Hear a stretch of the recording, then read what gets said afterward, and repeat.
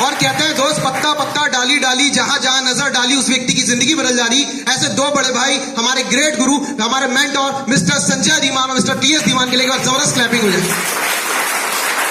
दोस्त यकीन मानिए जिंदगी में एक गुरु का होना बहुत जरूरी है।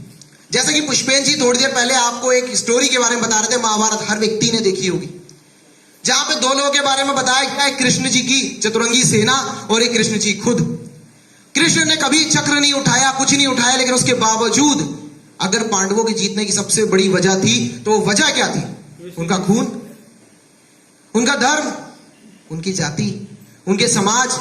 दुनिया जानती है एक ही कुल के थे दोनों। सही बात है, एक ही कुल के थे, एक ही वंश के वंशज थे, दोनों के अंदर एक ही रक्त बहता था, लेकिन जीतने की वजह सिर्फ एक थी, क्योंकि एक के पास गुरु था और दूसरे के पास गुरु नहीं था। इसी वजह से वो लोग जीते थे दोस्त। क्योंकि कहते हैं हाथ ठंड में, हाथ ठंड में और इंसान का दिमाग घमंड में काम बिल्कुल भी नहीं करते। कभी कभी वो ईगो इतना आड़े आ जाता है, वो घमंड इतना आगे आ जाता है, जिसकी वजह से हम आगे नहीं बढ़ पाते। लेकिन दोस्त ये दुनिया की सच्चाई है कि अच्छे से अच्छा व्यक्ति हो, बड़े से बड़ा शख्स हो, उसके हाथ ठंड में कभी काम नहीं करते और उसका दिमाग कभी घमंड में काम नहीं करता। अगर करते हो तो बताओ क्या करते हैं? कभी नहीं करते दोस्त। अगर आप वाकई में यहां से कुछ लेकर जाना चाहते हैं तो सबसे पहला काम आपको एक करना होगा, अगर उस ईगो को यहां पे बैठा हुआ है, अगर वो घमंड यहां पे बैठा हुआ है, तो उसे थोड़ी देर के लिए बाहर निकाल दीजिए। क्योंकि मैं कहता हूं आपसे, हो सकता है इसके पहले भी आपने बहुत से सेमिनार अटेंड किए हों, लेकिन इस चीज की भी गारंटी बोल सकता हूं कि ड्यूसॉफ्ट जैसा सेमिनार और हमारे जैसे लोग आपसे आज तक मिले नहीं होंगे। गारंटी मानिए, एक ऐसा सॉफ्टवेयर फिट करके आप यहां से जाओगे कि जिंदगी में आप ड्यूसॉफ्ट करो अथवा ना करो, जिंदगी में बहुत बड़ी पोजीशन में पहुंचोगे। क्योंकि हमारे गुरुओं के आशीर्वाद की वजह से आज हम आगे बढ़ रहे हैं। अगर हम कर सकते हैं तो आप भी कर सकते हैं। क्या करना चाहते हो? क्योंकि मुझे कल एक शख्स मिला, मैं जब आ रहा था मुझे एक शख्स मिला, बोलता है, मैं उसे ड्यूसॉफ्ट के बारे में मैंने जानकारी दी, प्लान दिखाया, मुझे बोलता है सर मैंने इसके पहले भी बहुत सारे सेमिनार अटेंड किए। क्या होता है सेमिनार अटेंड करने से? मैं इसके पहले भी बहुत सारे लोगों से मिला हूं। क्या होता है लोगों से मिलने? क्या वाकई में सेमिनार में जाने से जिंदगी बदल जाती है? क्या वाकई किसी के साथ बैठने से, उसके बारे में समझने से जिंदगी बदल जाती है? क्या वाकई किताबें, शास्त्र ये जिंदगी बदल सकते हैं? मैंने कहा यार बात तेरी एकदम सही है। बड़े से बड़ा शास्त्र, अच्छे से अच्छा व्यक्ति, बड़े से बड़ा गुरु, चाहे वो भारत देश का प्रधानमंत्री या राष्ट्रपति ही क्यों ना हो, तेरी जिंदगी को तब तक नहीं बदल सकता जब तक तू खुद नहीं बदलना चाहता। अगर तू खुद नहीं बदलना चाहेगा, आगे नहीं बढ़ना चाहेगा, तो दुनिया में कोई भी शख्स ज्यादा से ज्यादा घोड़े को उठाकर तालाब तक लेकर जा सकता है, लेकिन पानी तो उसे खुद ही पीना पड़ेगा ना। यस और नो? तो अगर आप चाहते हो कि यहां से कुछ लेकर जाओ तो दोस्त अपना अटेंशन यही रखिए।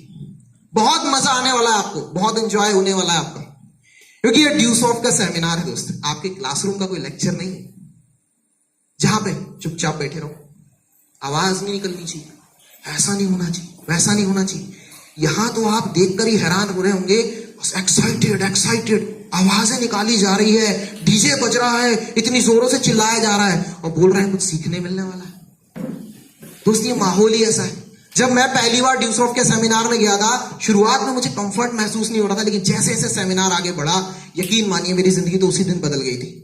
मेरी जिंदगी तो उसी दिन बदल गई थी, क्योंकि मैंने डिसीजन ले लिया था। उसके बाद के जो 7.5 साल थे ना, तो सिर्फ प्रोसेस थे, और इस प्रोसेस से गुजरकर मैं कहां पहुंच गया हूं वो भी आपको बताऊंगा दोस्त। और एक बार मेरी जगह अपने आप को रखकर इमेजिन कीजिएगा, क्योंकि मैं भी आप ही लोगों की तरह कभी एक सेमिनार के अंदर आया था, ड्यूसॉफ्ट का प्लान देखने आया था, और ड्यूसॉफ्ट के उस प्लान ने, ड्यूसॉफ्ट के उस सेमिनार ने मेरी भी जिंदगी को बदला था। मतलब मैं कोई बाहर से अलग से निकल के आया हुआ व्यक्ति नहीं कि जो ड्यूसॉफ्ट के एमडी से मिला, एमडी ने बोला चल चल कर ले और आगे बढ़ गया। मैं भी आप ही लोगों की तरह था, कॉलेज का स्टूडेंट था। आई थिंक मेरे ख्याल से मेरा सेकेंड ईयर चल रहा था जब मैं इंजीनियरिंग कर रहा था। उस बीच में मुझे ड्यूसॉफ्ट का प्रोजेक्ट मिला। थोड़ा सा अपनी पास्ट लाइफ बताता हूं आपको 2-3 मिनट के अंदर, की किस तरह की फैमिली से बिलोंग करता हूं, कैसे जिंदगी की शुरुआत हुई, ड्यूसॉफ्ट मैंने कैसे शुरू किया और यहां पर मैं कहां पहुंच गया और कैसे पहुंच गया। मेरी जिंदगी की शुरुआत हुई थी जब मैं 10th क्लास में था। एक मिडिल क्लास फैमिली से बिलोंग करता हूं। आज की डेट में एक मिडिल अपर क्लास बोल सकता हूं उसे, मिडिल रिच क्लास। लेकिन जब जिंदगी की शुरुआत हुई थी, जब मैं बचपन में छोटा था, तो ये हमारा पुअर फैमिली था। उसकी सिंपल सी वजह थी, फादर गवर्नमेंट एम्प्लॉय जरूर थे, बट फैमिली में पैसा बहुत ज्यादा लगता था, क्योंकि परिवार बहुत बड़ा था और कमाने वाले गिनती के एक दो लोग थे, जिसकी वजह से अक्सर जो है पैसे की दिक्कतें होती थी। मगर आज के सेमिनार को मैं एक चीज बोल सकता हूं कि मैं अपनी मां को डेडिकेट करना चाहता हूं, क्योंकि मेरी मम्मी के मैनेजमेंट की वजह से हमारे घर के सबसे बेस्ट फाइनेंशियल एडवाइजर अगर मैं बोलता हूं तो हमारी बहनें और हमारी माताएं होती है। एक बार जबरदस्त क्लैपिंग हो जाए। उनकी वजह से कहीं ना कहीं घर के हालात सुधरे, उनके साथ की वजह से घर के हालात सुधरे, हम मिडिल क्लास फैमिली में आए। 10th के बाद जब मेरी संगत खराब थी, मेरे पिताजी ने वो संगत छुड़वाई। संगत छुड़वाकर मुझसे पढ़ाई की तरफ रुझान लाने के लिए बोला, जिंदगी के लिए मुझे सीरियस किया, कैरियर बनाने को लेकर बात की, और वो कैरियर बनाने के लिए मैंने जंग लड़नी शुरू कर दी। 11th 12th मैथ साइंस से किया, प्री इंजीनियरिंग टेस्ट क्वालिफाई किया, भोपाल के अंदर इंजीनियरिंग करने के लिए मेरे फादर ने भेजा। पैसा ज्यादा था नहीं उस समय, पापा जी ने कहा बेटा हम एडजस्ट कर लेंगे, लेकिन तू जा बाहर पढ़ाई कर, कुछ बड़ा कर, यहाँ की संगत में रहेगा तो शायद बर्बाद हो जाएगा। मैंने कहा ठीक है। फादर ने कहा, बात को मैंने माना। मैं भोपाल गया, इंजीनियरिंग करने गया, कुछ सपने लेकर गया था, कुछ सोच लेकर गया था मैं। हर शख्स कहीं ना कहीं अगर पढ़ाई करना शुरू करता है, चाहे वो बीएससी कर रहा हो, चाहे बीए कर रहा हो, चाहे इंजीनियरिंग कर रहा हो, या पॉलिटेक्निक कर रहा हो, या आईटीआई कर रहा हो, मुझे नहीं पता आप कौन सा कोर्स कर रहे हैं, लेकिन हर शख्स जब अपना कोई कोर्स सेलेक्ट करता है, जब फर्स्ट ईयर में एडमिशन लेता है, तो एक सोच के साथ शुरू करता है कि एक बार ये डिग्री मेरी कंप्लीट हो जाएगी तो उसके बाद मेरी नौकरी लग जाएगी। क्या मैं सही बोल रहा हूं? यस और नो? यस। आप में से कोई ऐसा शख्स जो बोले नहीं नहीं सर नौकरी करके करेंगे क्या, अपने को तो टाइम पास करना था 3-4 साल, इसी वजह से हमने एडमिशन ले लिया। मैं गारंटी के साथ बोलता हूं, किसी बंदे का अगर ये विजन क्लियर कर दिया जाए ना, तू टेंशन ना ले, तू ये पढ़ाई कर जरूर ले, बाकी नौकरी वोकरी तेरी लगनी ही नहीं है, दूसरे दिन पढ़ाई छोड़ देगा। पढ़ाई की सबसे मेन वजह क्या होती है कि भैया एक बार पढ़ लिख लूंगा तो मेरी क्या लग जाएगी, नौकरी लग जाएगी। मेरी भी कुछ वैसी ही सोच थी, मैं भी उसी सोच के साथ भोपाल में गया। महीने 2 महीने बड़ा मजा आया, क्योंकि इंजीनियरिंग कॉलेज पहली बार देखा था। अपने क्षेत्र से निकले थे, पहले जो जिस स्कूल में पढ़े थे भाई, गवर्नमेंट स्कूल में पढ़े, प्राइवेट स्कूल में पढ़े, छोटे छोटे स्कूल होते थे हमारे यहाँ के, एक डिस्ट्रिक्ट लेवल था। जब मेट्रोस के अंदर गए, कॉलेज देखे तो कॉलेज देख के दंग रह गए। वो प्राइवेट इंजीनियरिंग कॉलेज एकदम 5 स्टार होटल की तरह, मतलब जिस तरह की ये रूम है ऐसे ही हमारे क्लासरूम होते थे। देख के बड़ा अट्रैक्शन, मुझे लगा बस कॉलेज ने बाहर बैनर लगाए हुए थे, हमारे यहाँ से इतने कैंपस सिलेक्शन हुए, हमारे यहाँ से इतनी जॉब्स लगी, हमारे यहाँ से ऐसा हुआ, हमारे यहाँ से वैसा हुआ। मैं सोचा बस एक बार फाइनल करके निकला और बस अपना भी यही होगा। लेकिन जैसे महीने 2 महीने गुजरे, 4 महीने गुजरे, 6 महीने गुजरे, जिंदगी की सच्चाई सामने आने लग गई। आप भी 2-4 फॉर्म भर लेना, एक सेमेस्टर दे लेना, आपकी भी जिंदगी सामने आ जाएगी। क्योंकि एक अच्छे से अच्छी इंजीनियरिंग कॉलेज से पास आउट होने के बाद मैंने लोगों को 5-5 हजार रुपए की नौकरी के लिए भटकते देखा। आप भी देखते होंगे, यस और नो? यस। अब समझ नहीं आ रहा किया क्या जाए। कॉलेज में एडमिशन ले चुके हैं, फीस पे कर चुके हैं, उसी चीज के साथ अपना करियर ढूंढ रहे हैं कि बस एक बार पढ़ाई हो जाएगी तो कैरियर बन जाएगा। लेकिन जैसे ही टाइम गुजर रहा है, क्यों, वजह क्या थी? ऐसा नहीं कि अपने आप पे विश्वास नहीं था, मैंने तो कहा ना यार, अपन तो शुरू से घमंडी थे, शरारती थे, अपने से बड़ा तो अपन किसी को समझते ही नहीं थे। पर प्रॉब्लम ये हुई कि जब भोपाल में था तो पता चला कि जिस रूम में मैं रह रहा हूं वहां मैं अकेला इंजीनियरिंग नहीं कर रहा। अपने खानदान से तो मैं पहला बंदा था जो इंजीनियरिंग करने निकला, लेकिन जिस कमरे में मैं रहता हूं वहां ऑलरेडी 6 लोग मेरे साथ रहते हैं जो इंजीनियरिंग कर रहे हैं, जिसमें से कुछ फाइनल ईयर के हैं, मैं तो फर्स्ट ईयर में। जिस बिल्डिंग में मैं रहता था, जिस मल्टीप्लेक्स में मैं रहता था, जिस अपार्टमेंट के अंदर मैं रहता था, उस अपार्टमेंट के अंदर लगभग 32 से ज्यादा बच्चे थे। 10 अपार्टमेंट्स थे, 10 रूम्स थे, फ्लैट्स थे, जिसके अंदर सभी लोग इंजीनियरिंग कर रहे थे। जिस मोहल्ले पड़ोस में मैं रहता था वो पूरा इंजीनियरिंग के स्टूडेंट्स का गढ़ था, और जिस भोपाल के अंदर मैं रह रहा था वहां लगभग 50 लाख के आसपास बच्चे थे जो इंजीनियरिंग की तैयारी कर रहे थे। और उसमें एक से एक बंदे थे जो क्रीम स्टूडेंट्स थे, अपन तो एवरेज स्टूडेंट थे।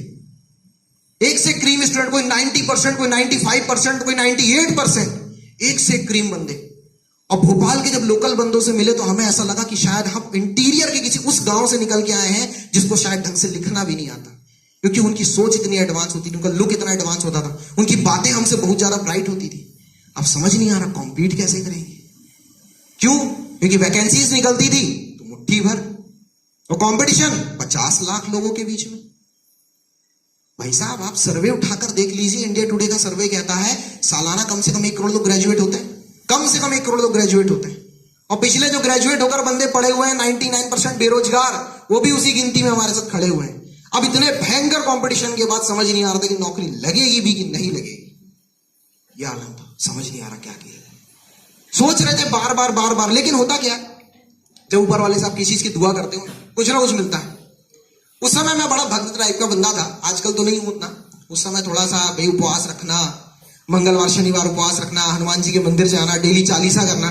तो मैं जब अगरबत्ती लगाता था तो मैं बार बार भगवान से बोलता था, हे हनुमान जी कुछ करवा दो, कुछ ऐसा दिलवा दो, घर वालों ने बड़ी उम्मीद से भेजे हैं, इस सोच के साथ भेजे हैं, इतना पैसा इसलिए खर्च कर रहे हैं कि एक बार हमारा लड़का पढ़ लेगा तो शायद घर के हालातों को और बेहतर कर देगा, गरीबी दूर कर देगा।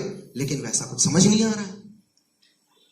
लेकिन दोस्त, उसी अंधेरे की जिंदगी के बीच में लगभग 6 महीने, 8 महीने, 1 साल के बाद the great opportunity due soft I through my great upline Mrs Pramod Singh के थ्रू। जब ये अपॉर्चुनिटी मेरे सामने आई, जब ये प्लान मेरे सामने आया, शुरुआत में मुझे क्लियर नहीं हुआ कि यार ड्यू सॉफ्ट है क्या, कंपनी है क्या, बिजनेस है क्या, सिस्टम है क्या, करना क्या है। मुझे कुछ समझ नहीं आ रहा था, जिसकी वजह से मैं डिसीजन नहीं ले पा रहा था।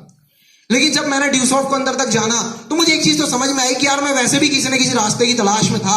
हो सकता है शायद ये वो रास्ता हो, शायद ये वो रास्ता बनने वाला हो। बस इस सोच के साथ कहीं ना कहीं मैंने ड्यू सॉफ्ट शुरू करने की सोच ली। लेकिन सोच तो लिया, अब सबसे बड़ी समस्या आ गई एक चीज की, जो शायद हर दूसरे शख्स के साथ होगी। किस चीज की समस्या आई होगी?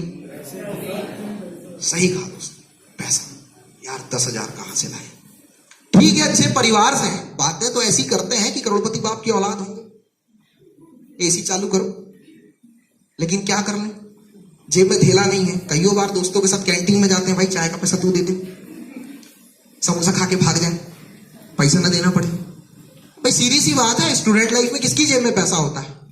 आप में से किसी की जेब में है अच्छा खासा?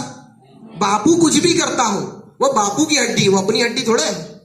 अब बापू की हड्डी पे कबड्डी खेलने भी तो बाद में मिलता है, पहले तो मिलता नहीं है। सही बात है कि नहीं? अब क्या किया जाए, अब समझ नहीं आ रहा। पैसे की दिक्कत अलग, ज्वाइन तो करना चाह रहा है लेकिन पैसा नहीं है। अब समझ नहीं आ रहा पैसा कहां से अरेंज करें। और सारा दूसरी दिक्कत ये थी कि डिसीजन भी नहीं ले पा रहा है, क्योंकि करना क्या है ये भी समझ नहीं आ रहा था। आखिर ये है क्या सिस्टम? मैं गया, मैंने अपने भैया से डिस्कस किया। हमारी एक आदत बड़ी गजब की होती, जब भी कुछ नया पता चला या कुछ ऐसी चीज पता चली जिसके बारे में हमें जानकारी कम है, हम एक चीज बिल्कुल देरी नहीं करते, सलाह मांगने में।